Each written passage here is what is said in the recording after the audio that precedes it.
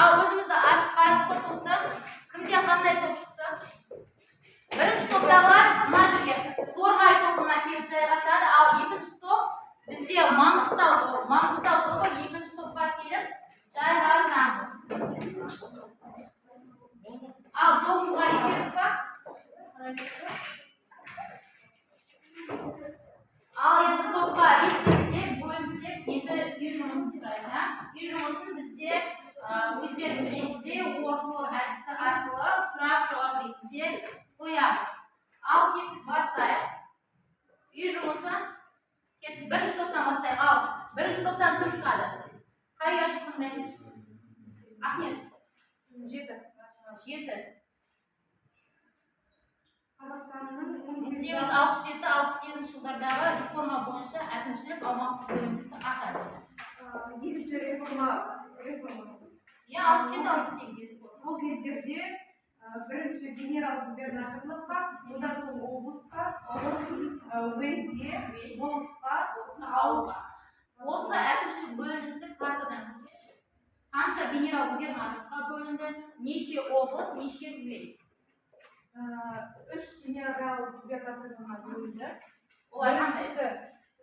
Біріншісі мына жақтарда Батыс Сібір, сосын мына жақтарда Түркістан, ал мына жақтарда Орынбор генерал-губернаторлығы. Олардан кірген облысы? Орынбор генерал-губернаторлығына Торғай және Орал облысы, Батыс Сібірге Семей және Ақмола облысы, ал Түркістан генерал-губернаторлығына Сырдария мен Жетісу облысы жарайсың. Мен бірінші қазір айтып кетсем, мына жерде бағалау бізде өзін-өзі бағалау әдісі болады. Мына жерде бәйтерек әдісі 10 баллдық бағалауды білеміз ғой. Осы 10 баллдық бағалау жүйесі бойынша кім қанша сұраққа жауап берді? 4 жауап берсек, әр балды бір біреуден естеміз көтеріп отырамыз.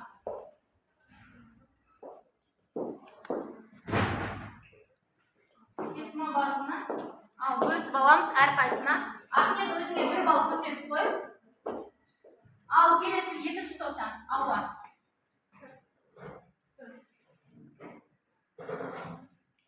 Қарашы, оны кез келген уақытта бір нәрсеге байланысты салықтың болды. Ол осы реформа 67-68 жылдағы реформалардың ішінде болған. 67-68 жылдағы реформа бойынша қарашығын деген бізде салық төлейміз. Қарашығының негізгі мақсаты жоқ, әртүрлі мақсатта жұмсалатын қаражат. Дұрыс. Өзіңе 1 балл көрсетіп қой. Келесі бірінші топтан. Кім? Каусар. Ал қайсын таңдаймыз?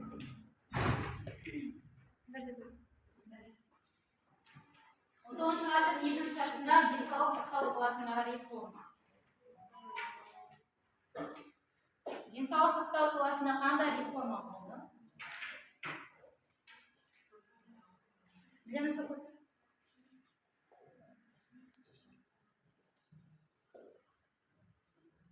Ал уақыт кетіп жатыр, 10-ға дейін санаймыз. Бар ма жауап? Ал кім көмектесе алады? Ал Набира. 19 ғасырдың екінші жартысындағы денсаулық сақтау реформасында әр кезде бір дәрігерден бөлінді. Ол жақта бір акушер, бір дәрігер және де бір кеңесші болады. Ол жақтың дәрігер денсаулығы жақсы дамығанымен оларға дәрігерге жетпегендіктен кішкене халық қиналған болады. Келесі. Ал екінші топ. Бірінші топ жауап бере алмады, екінші топ алып қайсысын таңдаймыз? Құралай. Ал Маржан қайсысын таңдаймыз?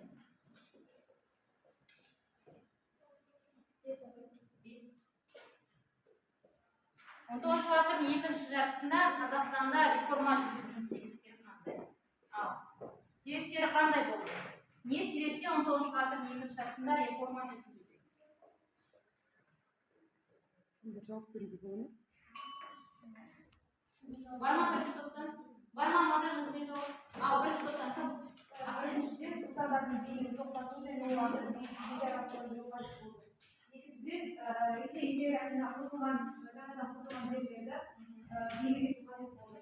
Үшіншіден, Ресей империясына швейцар өндіруге жұмысшы күші қажет болды.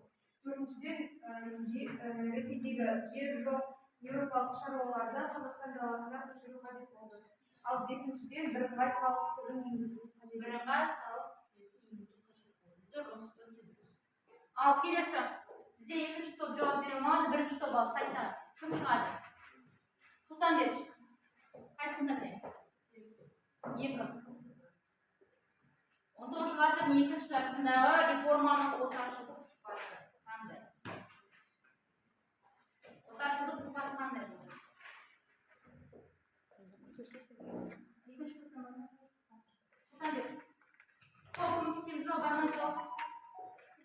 Ал екінші топтан? Қазақтар өз жерінен аймақталды, салықтар көбейтті, және де патша үкіметі қазақтарды көбірек қысып, оларға құқық туралы нәрсені үйреткен жоқ. Олар тіпті құқық деген нәрсені білгізген де жоқ.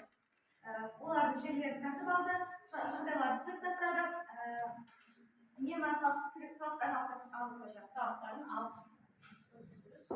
Ал келесі. Келесі бізде ал. Набира, екінші топ. Генерал-губернаторлығы қалай болды?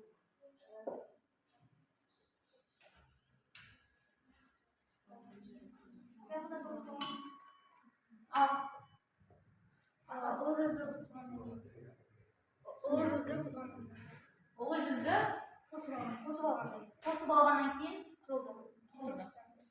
Кім құрды оны? Қай жылы?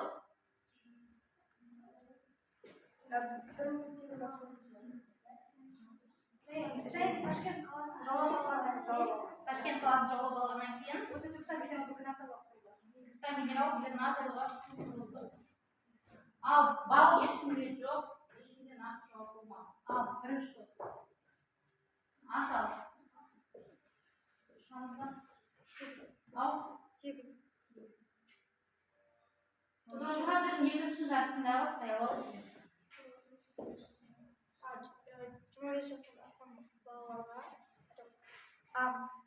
25 жастан астам қазақ еліне, қазақ жеріндегі адамдарға ауылды басқару. Толықтырайықшы. Ахмет толықтырайық. Сайлау жүйесінде 25 жастан асқан ер азаматтар отырды. Олар 3 жыл мерзіміне отырды. Қазақтар тек қана болыстар мен ауыл старшындары ғана болды. Бола алды. Ал жоғарда генерал-губернатор, облыс, уездердің бастығы болды. Олардың генерал-губернаторлық, облыс, уезд барлығын патша үкіметі тағайындады. Ал қалған соңындағы екі ең төмен дәрежені осы қазақтарға берілді. Болыстарда губернаторлар тағайындап отырды, ал ауылдарды уездер тағайындап отырды. Ал келесі екінші топ. Ислам. Қай вариантынан береміз? Ерасыл.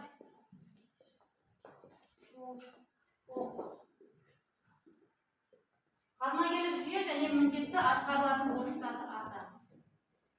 Қандай қазынагерлік жүйе болды? Қазынагерлік жүйе. Және міндетті атқарылатын борыштар. Патша үкіметі отарлап алғаннан кейін міндетті атқарылатын жұмыстар тізімін жасады, иә? Ал көмектесейік. Түркістан генерал-губернаторлығында салық жүйесі 275 тиын болды. Ал Батыс Сібір генерал-губернаторлығы мен Орынбор генерал-губернаторлығында 3 сомнан салықтар алынып отырды. Және де бұл салықтар әр үйден 1 жылда алынатын болды. Мал санағы 3 жылда 1 рет қолданылатын болды. Және де қазақтардың өзінің міндеттері де болды. Олар міндет борыштар болды. Олар жол жөндеу, көпірлер салу, қалалар сияқты бұлардың барлығын олар тегін, яғни бұлар міндетті атқарылатын борыштар қызметіне жатты, иә? Алла өзі бір вопрос. Ал келесі бізде бірінші топ.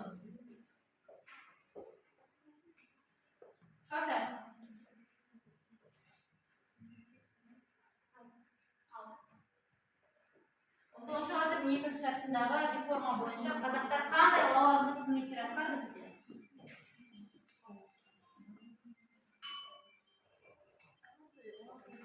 Қандай лауазым? Ал Ахмет.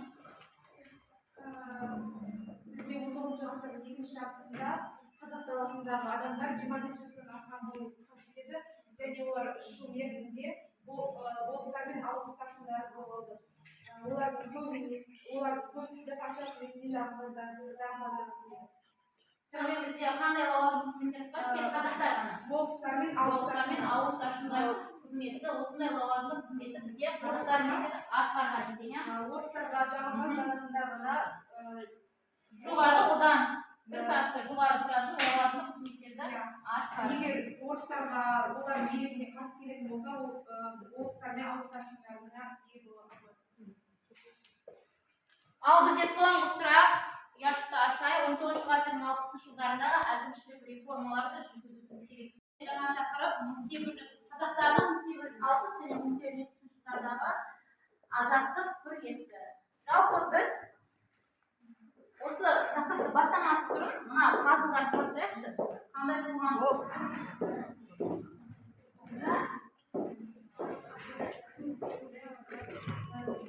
Ал бірінші топ, Ахмет, аяқтадық па?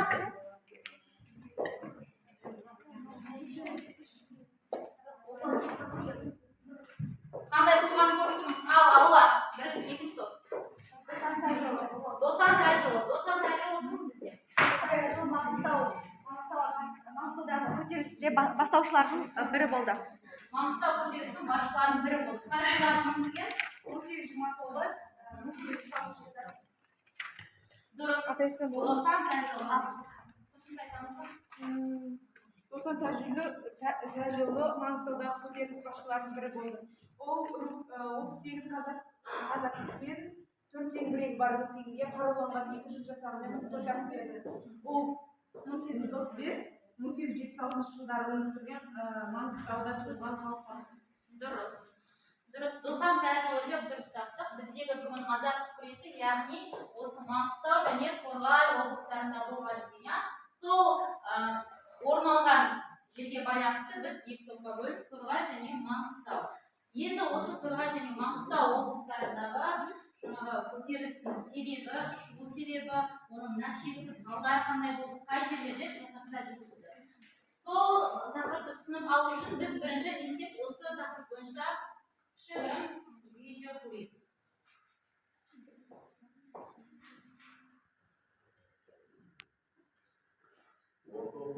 Ал, қараймыз. Қайда болды? Көтерілістердің нәтижесі қандай болды? Осы сұрақтарға жауап беруге тырысайық. 1867-1868 жылдардағы реформалар отаршылдық езбен күшейтті. Ол қазақ жерін патша үкіметінің мемлекеттік меншік етіп жариялаудан көрінді. Жаңа бекіністер салу үшін қазақтардың жерлері тартып алынып, салық түрі көбейтілді. Бұл жағдайда қазақ шаруаларының ашуын тудырып, азаттық күресті ұйымдастыруына түрткі болды. Ол көтерілістер қайда болды?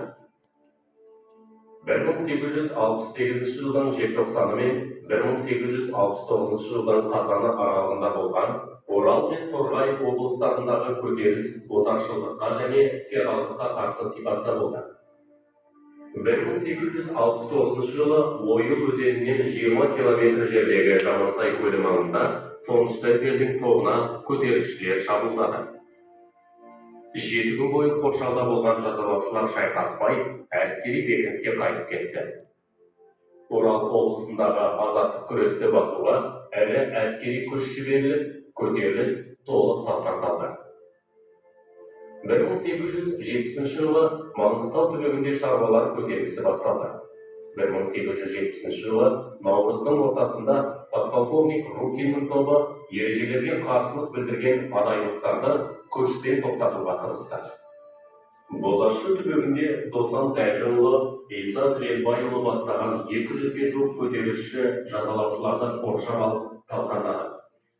Тапсырманы орындай алмаған Рукин жазаланды. Бұл жеміс көшпелілерді рухтандырып, қозғалыс бүкіл Маңғыстауға тарады. Балық аулау кәсіпшілігінде қайықтардан флотилия құрылып, көтерілісшілер тобы 10 мыңға жетті.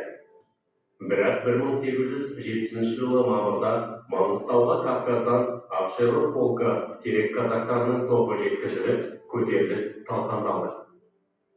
Көтерілістердің нәтижесі қандай болды? Әскери министр Милютиннің бұларды келістіріп жазалау керек деген нұсқауымен көтерілісшілер 3 ай бойы аяусыз жазаланды. Көтерілісшілердің бір бөлігі жазалаушылардан ығысып, Хиуа хандығына өтіп кетті. Осылайша патшалық үкімет уақытша ережелерді күшпен енгізіп, қазақ даласын ойрандады. Ал енді, сонымен қазір көргеніміз бізде 1860 және 70 жылдардағы бұл азаттық көтерілістер екен. Сонымен қай жерде орналасқан екен бізде? Маңғыстау, Орал, Торғай. Басшылары кім екен? Досан, Тайжыұлы, осы екеуі бізде Маңғыстау және Торғай облыстарындағы көтерілістерге басшылық жасаған екен. Ал енді видеоны қарап болсақ, осы тақырыпқа байланысты енді сәйкестендіру тапсырмасы. Топтық жұмыс. Мына жерде бізде плакатта сұрақтар берілді. Осы сұрақтармен мына жерде Қазақстанның әр облыстарында осының жауаптары бар. Осыларды сәйкестендіре отыра, мына жерде Қазақстанның картасын шығаруымыз қажет. Мына жерде клеймен бірге жабыстырып, сұрақ пен жауапты сәйкестендіреміз. Топпен жұмыс жасаймыз.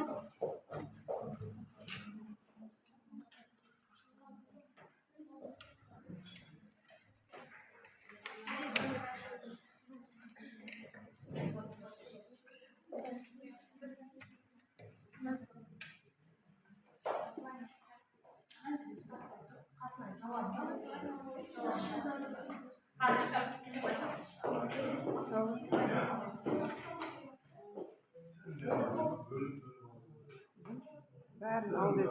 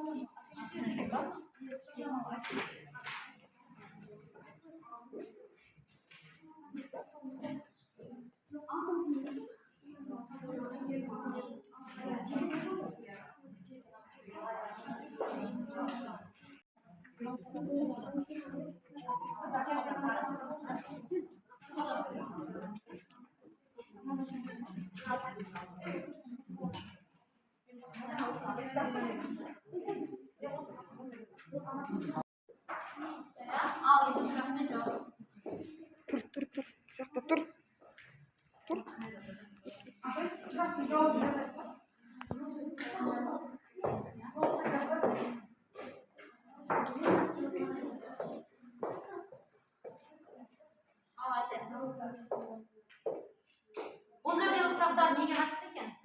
Қазақстандағы Осыны жасай отырып не түсіндік?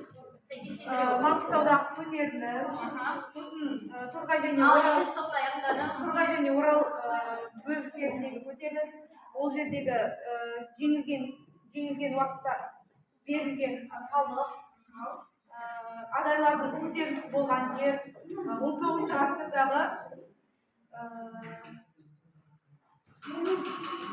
жалпы бұл жерде көтеріліс болған жерлер мен ол жерде Жақсы. Келесі екінші топ.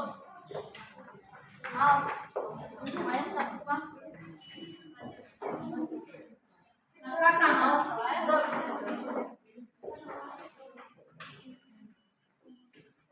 Ал айта бейік.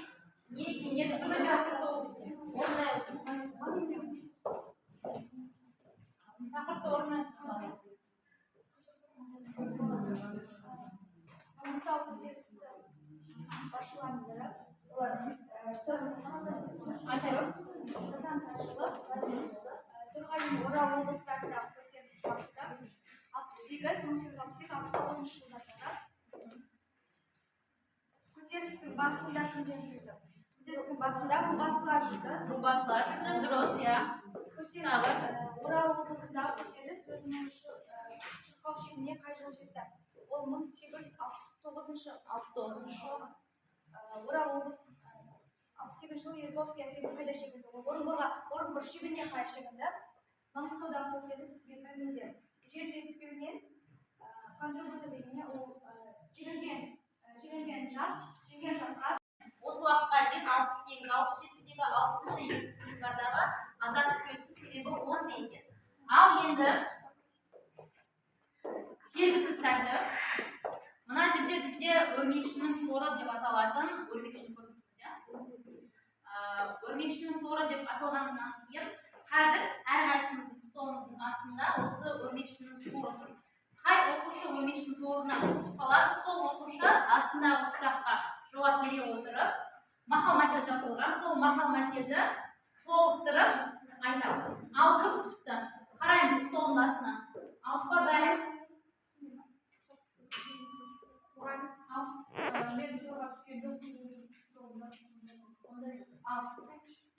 Ал атсың ба? ерді намыс өлтіреді, қоянды қамыс өлтіреді. Егер дұрыс жауап берсеңдер, өрмекшінің торынан шығасыңдар. Ал егер жауап бере алмасақ, өрмекшінің торында қалып кетеміз.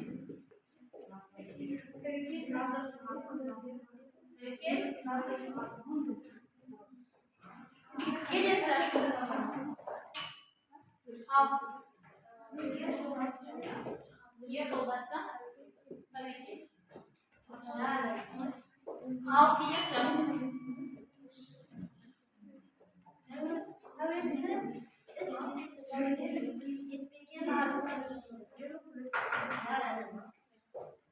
Ал қалай?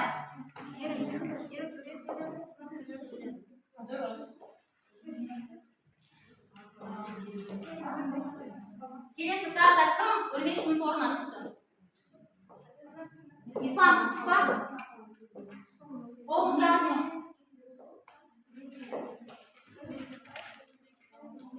Ерасыл түсті ма?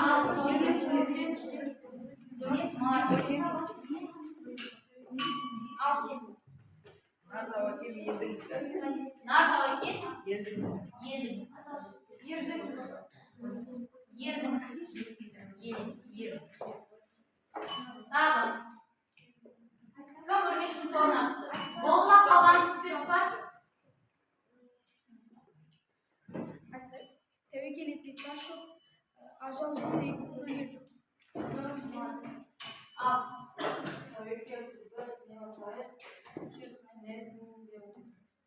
Тәуекел түбі жел қайық, несінде өтесің. Даусыңды шығарып, уайым түбі тұңғиық, бастасында кетесің.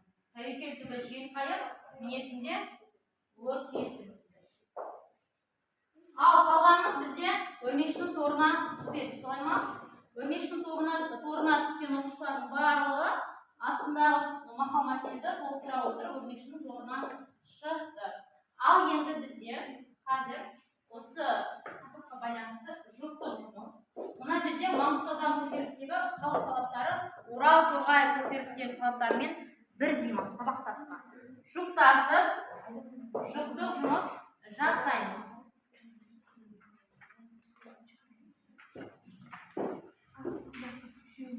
Жұптық жұмыс жасаймыз. Жұптасамыз. Парабен нашаққа тұрмыз керек болу. Жұбым үстінде жетте қалды. Торғай облысындағы көтерілістің негізгі себебі, нәтижесі осы маңғыстау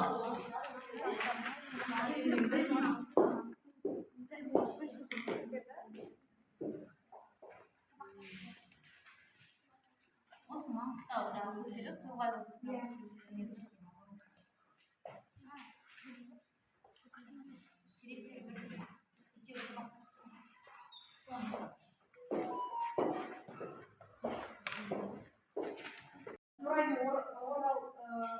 аумағындағы көтерілістің себебі көтерілісшілер жаңа ережелерді енгізуге, ресей шенеуніктерінің билігіне қарсы болды. Ежелгі ескі тәртіпке оралуды көрсетеді. Ал Маңғыстаудағы көтерілісте жер мәселесі халықта басты мәселе болды. Екі көтерілісте өзінің шарттау шегіне жетті және тудырады. Жеңіл себептерін келсек, көтеріліс негізінен тар көлемде сипат алды. Рубасылар арасында бірлік болмады. Қару-жарақ нашар болды. Оқ-дәрі тапшы болды. Көтерілісшілерге қарсы орыс патша үкіметі зеңбірекпен, оқ-дәрілермен жабдықталған еді. Және осылардың әсерімен 58 мың сомдай алынды және адайлар 90 мың қойды контрибуция есебінен төледі. Жарайсыз. Ал, алуа. Себептері өйткені Орал мен торғайда қазақтарды мынадай болды. Қазақтарды қазақ басқармайды, орыс басқармайды деген сияқты өздері талаптарын қойды. Ал Маңғыстауда жер телімі бойынша себеп болды. Ал бұл екеуінде көтеріліс жеңіл тапты. Себебі қаржылық қиын болмады. Рубасылар немесе көтеріліс жетекшілері әкімшілікте болды. Және Маңғыстауда көтерілісші жай басылып енді ол Ақсүйектерге қарай созылып кеткен еді. Себебі Ақсүйектер патша үкіметінің талаптарын мақұлдаған еді. Ал бұлар қаржылықтар бұрынғы қаржылықтар болды. Қылыш, айбалтар қаржылықтар болса, ал патша үкіметінің зеңбірек, мылтық сынды қаржылықтар болды. Және олар қазақтардан алғыс алушына, орыс шаруаларына 9 мыңнан астам мылтық беріп Қаражатпен қамтамасыз етті. Дұрыс. Сенің жұбың алуа кім? Құрала екеу. Ал қалғанымыз? Асал.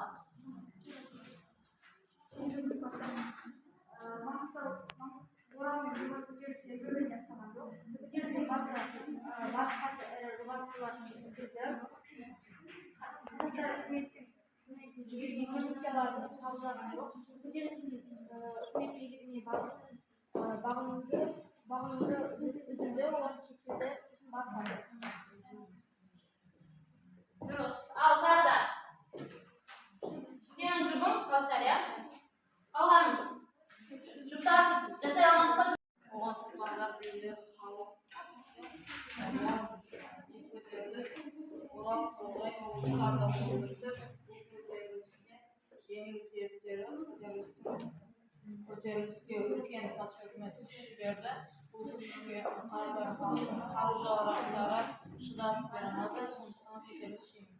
Дұрыс, жарайсың. Ал тағы қай жыл Ерасыл? Орал мен Торғайда қазақ басқару қажет деп талап қойды. Ал Маңғыстауда жер телімі бойынша Хиуа хандық қатарына өтті. Сонымен бізде бүгінгі 1860 және 1800 кім айтады? Ал, Адира. Маңғыстауда достан тәжірибе басқан еді. Маңғыстаудағы көтеріліс достан тәжірибе бастады. Орал мен Торғайда рубасылар басталды. Екі жерде көтерілісте жеңіс тапты, себебі олардың қару-жарақтары түгел болмады. Қазақтарды болмағандықтан қазақтарды басып алды. Сонымен бізде бүгінгі 1860 және 1870 жылдары азаттық күресінің себебін түсіндік қой. Не себептен екен? Барлығы негізгі мәселе бұл жерде жер мәселесі. Осы Маңғыстау және Торғай облысындағы көтерілістер сәтті болып жеңіске жетті ме? Жеңістер ұшырады. Себебі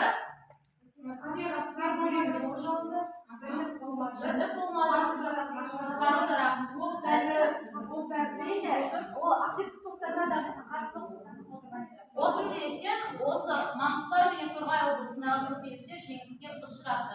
Ал сонымен бүгін бізде кім қанша балл жинады?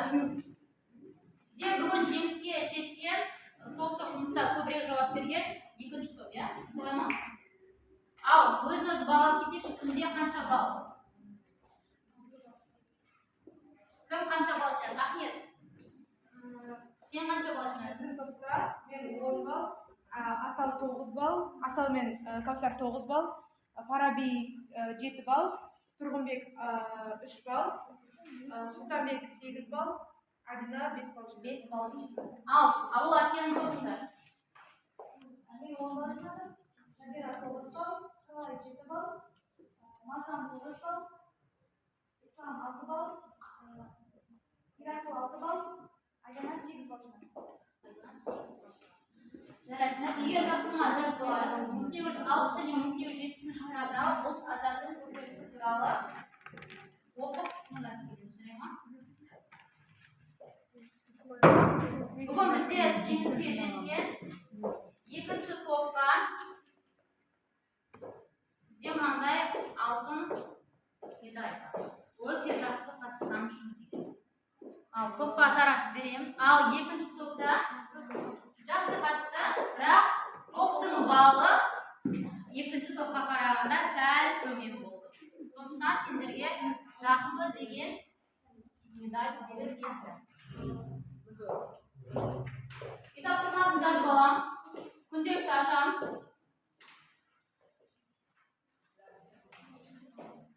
Күнделікті ашамыз. 1806 және 1870 жылдардағы азаттық күрес.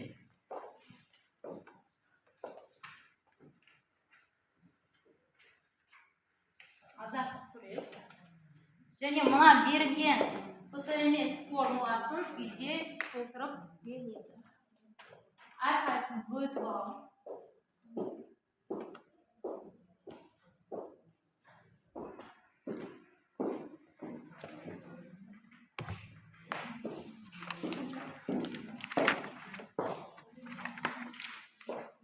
Маған мына жердегі өзін-өзі бағалау қағазына әрқайсысын өздерінің аты жөндеріңді жазып өткіземіз, жарай ма? Мен сендерге күнделікке баға қоюға. Ал сабақ аяқталды. Сау болыңдар. Бірінші сабақ аяқталғаннан кейін бізде мына жерде кері байланыс сұрағың сөнбесін деген әдіс бар. Бүгін сабақты кім қаншалықты меңгерді? Мына жердегі біз шамдарға мән бермейміз суретіне. Кім қаншалықты меңгерді? Егер жақсы меңгерсек, жасыл шыраққа, орташа меңгерсек көкке, ал сабақты мүлде түсінбесек сары шыраққа келіп, өздерінің шырақтарды осыған салып өтеміз. Ал, жоқ, алдымызда шырақ береді ғой. Мәна мына. Кім қаншалықты түсінді? Осыны апарып салып кетеміз.